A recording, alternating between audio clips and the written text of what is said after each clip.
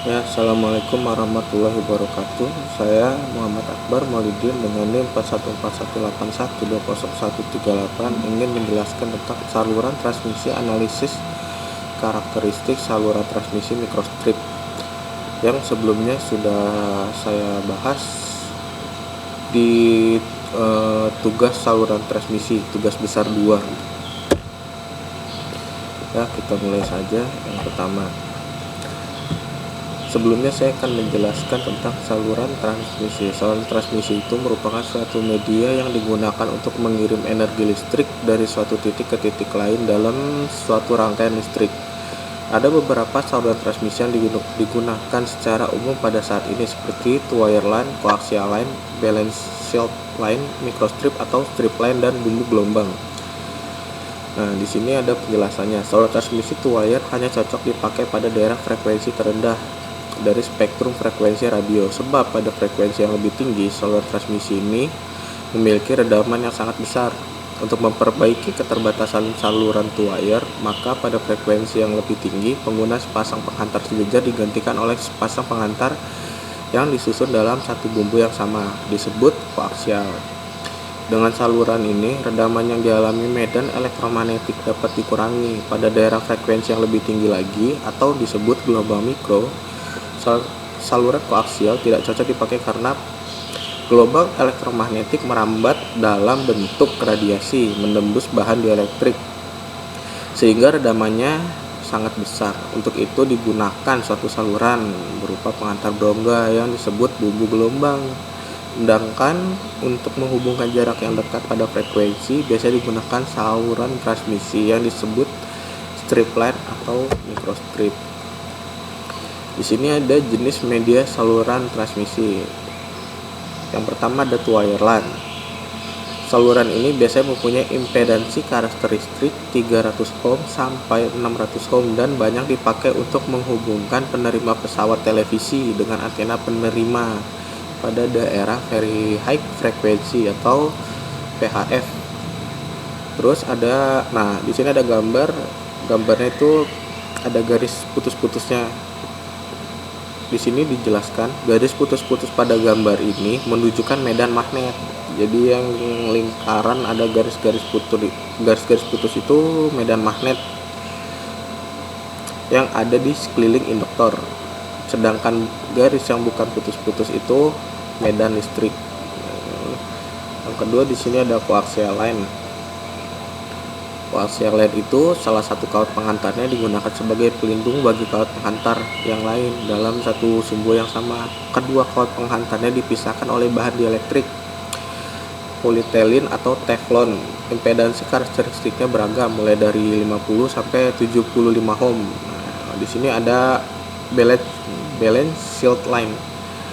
Balance shield itu perpaduan dari saluran wire, line, dan koaksial. Kedua kawat penghantarnya saling sejajar, namun untuk mengurangi rugi-rugi radiasi digunakan pelindung shield dari jalinan serat logam seperti pada saluran koaksial. Ini ada microstrip dan strip line. Saluran transmisi yang berbentuk fisiknya berupa kabel bersifat kaku. Saluran microstrip biasanya dibuat dalam bentuk print, cabling, atau PCB dengan bahan khusus yang mempunyai rugi-rugi rendah pada frekuensi gelombang mikro. Terus ada bumbu lambung. Bumbu lambung itu berfungsi untuk menyalurkan gelombang walaupun yang disalurkan di dalamnya bukan lagi berupa arus atau tegangan, namun berupa gelombang elektromagnetik itu sendiri pada frekuensi yang sangat tinggi di atas 1 GHz. Saluran transmisi sudah tidak efektif lagi sebagai media transmisi gelombang elektromagnetik karena pada frekuensi tersebut efek radiasi dari redaman saluran sudah terlalu. Terus ada karakteristik saluran transmisi. Di sini saya singkat aja. Ketika hubungan antar sumber sinyal dengan beban sedang berlangsung, maka sinyal akan merambat pada pasangan kawat penghantar saluran transmisi menuju ke ujung yang lain dengan kecepatan tertentu. Semakin panjang saluran transmisi, maka waktu tempuh dari rembatan sinyal itu akan semakin lama. Arus yang mengalir di sepanjang saluran akan membangkitkan suatu medan magnet yang menyelimuti kawat penghantar dan ada kalanya saling berempit dengan medan magnet lain yang berasal dari kawat penghantar lain di sekitarnya. Medan magnet yang dibangkitkan oleh kawat penghantar berarus listrik merupakan suatu timbunan energi yang tersimpan dalam kawat penghantar tersebut, sehingga dapat dianggap bahwa kawat penghantar bersifat induktif atau memiliki induktansi. Oke, kita skip. Di sini ada lumpat konstan dan ada distribut konstan. Kita jelaskan yang lumpat konstan dulu. Saluran transmisi juga memiliki besaran atau konstan seperti induktansi, kapasitansi, dan resistansi, sebagaimana seperti pada rangkaian listrik pada umumnya. Akan tetapi pada rangkaian listrik konstanta yang ada dalam rangkaian bertumpuk di dalam piranti rangkaian itu sendiri, maka besaran atau konstanta yang demikian disebut dengan lumpat konstan. Distribut konstan yang artinya nilainya distribusi di sepanjang saluran, diameter penghantar, jarak antar penghantar, dan jenis bandi elektrik yang memisahkan kedua penghantar. Maka ini berarti nilai-nilai konstanta ini akan berubah bila panjang saluran diubah. Di sini ada rugi-rugi pada saluran transmisi. Yang pertama ada rugi-rugi tembaga, antara lain berupa disipasi daya atau I2R yang berupa panas yang bersifat resistif dan rugi-rugi akibat efek kulit atau skin effect. Yang kedua ada rugi-rugi dieelektrik. Rugi-rugi ini timbul diakibatkan oleh pemanasan yang terjadi pada kawat penghantar sewaktu dilalui arus bolak-balik. Ketika dilalui arus bolak-balik, maka struktur atom dari bahan dielektrik akan mengalami perubahan, dan perubahan ini membutuhkan energi. Yang ketiga itu ada rugi-rugi radiasi dan induksi. Rugi-rugi pada saluran ini mengakibatkan redaman yang dinyatakan dalam satuan desibel per satuan ataupun neper per satuan panjang. Di sini ada impedansi karakteristik saluran transmisi. Perbaikan pada epsilon I Schneider yang dilakukan oleh Hammerstedt dan Bekadal dapat dituliskan sebagai berikut. Untuk W per H lebih kecil sama dengan 1, yaitu epsilon F sama dengan epsilon R plus 1 per 2 plus epsilon R min 1 per 2 buka kurung 1 plus 12 H per W pangkat minus 0,5 plus 0,04 1 min W per H pangkat 2. Untuk W per H lebih besar sama dengan satunya itu epsilon F sama dengan epsilon R plus 1 per 2 plus epsilon R min 1 per 2 1 plus 12 H per W pangkat min 0,5.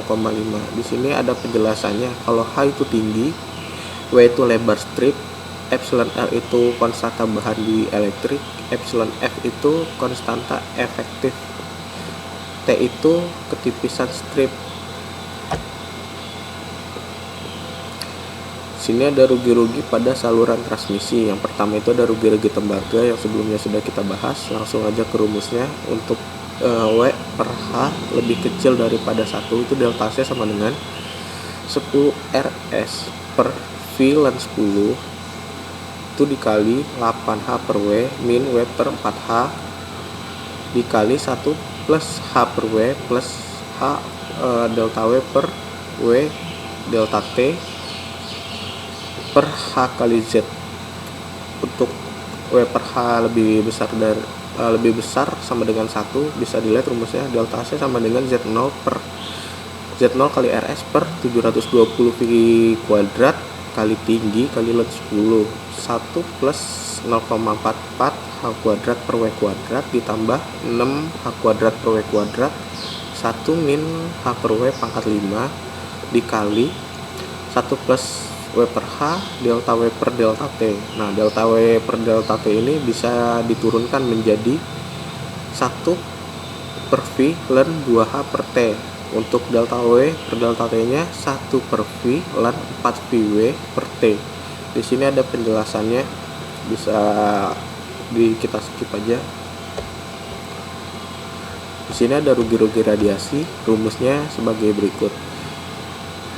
F dalam kurung epsilon F sama dengan epsilon F plus 1 per epsilon F min 1 kuadrat per 2 epsilon F 3 per 2 log akar dari epsilon F plus 1 per epsilon F min 1. Untuk saluran transmisinya bisa dilihat sebagai berikut. Nah, terus ada yang ketiga itu ada rugi-rugi dieletrik. Rumusnya sudah tertera. Di sini juga sudah dicantumkan keterangannya supaya dalam perhitungan dapat memudahkan.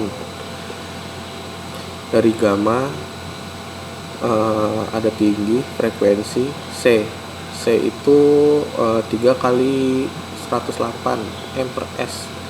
Ini salah ya, salah nulis. Aturan C itu 3 kali 10 pangkat 8 meter per second.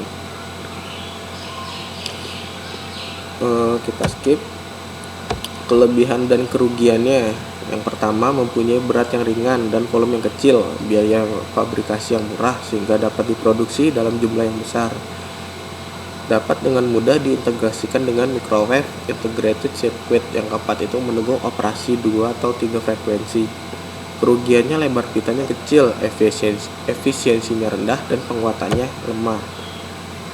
Di sini juga ada rumus-rumus yang saya rangkum di bab 3 pada tugas besar saluran transmisi. Ini adalah hasil rumus dan hasil perhitungannya. 1 GHz kita menggunakannya hertznya aja, jadi kita turunin jadi 10 pangkat 9. Bisa dilihat di rumusnya sebagai berikut. Untuk rugi-rugi radiasi pada saluran transmisi microstrip untuk frekuensi sebesar 1 GHz. Nah, ini perbedaannya, yang di atas itu rugi-rugi tembaga, yang di bawah ini kita menghitung rugi-rugi radiasi. Di sini ada delta noise, bisa kita jabarkan jadi C per F. C-nya itu 3 kali 10 pangkat 8. F itu frekuensi yang kita turunkan dari 1 GHz menjadi 10 Hz pangkat 9. Nah, hasilnya sebagai berikut. Kita skip. Ini ada lagi rugi-rugi di elektriknya untuk frekuensi sebesar 1 GHz. Di sini ada penjelasan total rugi-rugi saluran transmisi microstrip adalah hasil penjumlahan dan rugi-rugi tembaga, rugi-rugi radiasi dan rugi-rugi dielektrik dari saluran transmisi sehingga diperoleh besaran total rugi-ruginya. Ini hasil dari perhitungan ketiga rugi-rugi yang sebelumnya kita lihat. Tinggal kita tambahkan delta C, delta R, dan delta D. Hasilnya adalah 8,390 dB per M.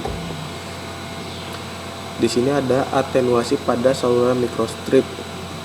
Bisa kita lihat, ini adalah rumus dan perhitungannya. Sudah kita cantumkan juga di rumus sebelumnya. Oke, kita skip aja.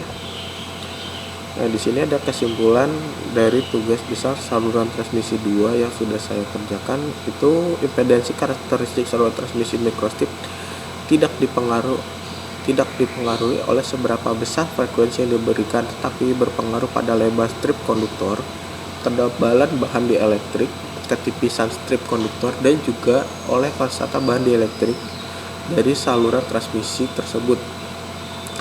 Untuk impedansi karakteristiknya sebesar 56.606 ohm dengan konstanta bahan dielektriknya, atau di sini ada gas gallium arsen sebesar 12,9. Ketebalan bahan dielektriknya sebesar 1439 mm, lebar strip konduktornya 1 mm, dan ketipisan stripnya 0,036 mm. Besarnya rugi-rugi tembaga dan radiasi akan semakin bertambah jika frekuensi yang diberikan pada saltran tersebut bertambah, sedangkan rugi-rugi dielektrik dari saltran microstrip ini cenderung tetap sebesar 43,8669 kali 10 pangkat 11 dB per M. Di sini bisa dilihat di tabel.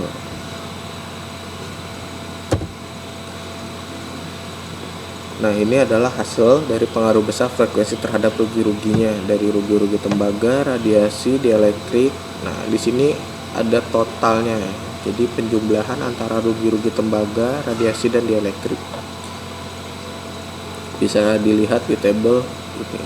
Oke, kita back Semakin besar frekuensi yang diberikan pada sautran mikrostrip tersebut, maka semakin besar juga atenuasi dan tahanan kulit konduktornya, serta besar selisih kenaikan perubahan atenuasinya akan semakin kecil dibandingkan dengan atenuasi sebelumnya. Kita lihat pada tabel di bawah ini. Sini ada frekuensi dengan atenuasi dan tahanan kulit konduktor pada saluran transmisi mikrostrip. Di sini ada besaran frekuensi dari 1, 2, 3, 4, dan 5 GHz. Di sini ada atenuasinya 0,097, 0,138, dan seterusnya. Tahanan kulit konduktornya juga ada besarannya, ada nilainya sebagai berikut, dan di bawah di sini ada grafik perbandingannya dari 1 GHz sampai 5 GHz. Di sini bisa kita jelaskan semakin besar frekuensi yang diberikan pada sautran mikrostrip tersebut, maka semakin besar atenuasi dan tahanan kulit konduktornya. Semakin besar penambah frekuensi, maka besar selisih kenaikan perubahan atenuasinya akan semakin kecil dibandingkan atenuasi sebelumnya. Oke, kita back.